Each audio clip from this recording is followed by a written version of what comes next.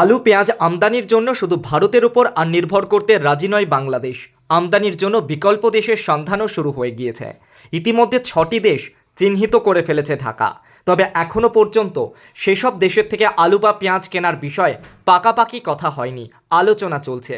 সংবাদ মাধ্যম সূত্রে জানা গিয়েছে, Bangladesh trade and tariff commission অর্থাৎ বিটিটিসি আলু এবং পেঁয়াজ আমদানির ক্ষেত্রে ভারত বাদ দিয়ে বিকল্প 6টি দেশের কথা জানিয়ে সে দেশের বাণিজ্য মন্ত্রকে একটি রিপোর্টও জমা করেছে।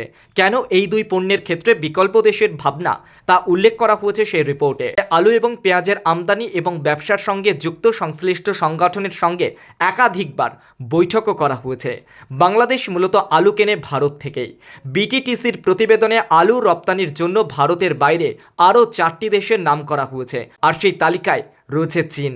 জার্মানি, মিশর, চীন এবং স্পেন থেকে আলু আমদানির কথা ভাবছে বাংলাদেশ। পেঁয়াজের ক্ষেত্রেও বাংলাদেশের মূল ভরসা ভারত, তবে চীন, তুরস্ক, পাকিস্তান থেকে কিছু পেঁয়াজ কিনে থাকে ঢাকা। বিটিটিসির প্রতিবেদনে পেঁয়াজ আমদানির জন্য ওই 3 দেশের নামই উল্লেখ করা হয়েছে। তবে হঠাৎ কেন ভারত নির্ভরতা কমাতে চাইছে বাংলাদেশ? সম্প্রতি বাংলাদেশে সংখ্যালঘুদের ওপর অত্যাচারের অভিযোগ প্রসঙ্গে নয়াদিল্লি ঢাকা সম্পর্কের কিছুটা অবনতি হয়েছে।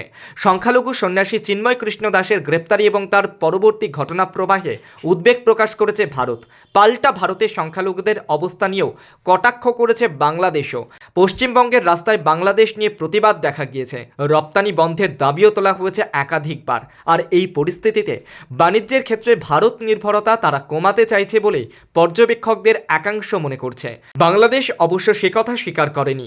ঢাকায় আধিকারিকদের মতে ভারতে আলু পেঁয়াজের দাম গত কয়েক মাস ধরেই ঊর্ধ্বমুখী।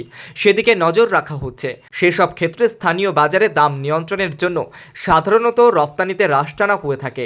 সেই পরিস্থিতি তৈরি হওয়ায় আগেই তাই বিকল্প খুঁজতে চাইছে বাংলাদেশ।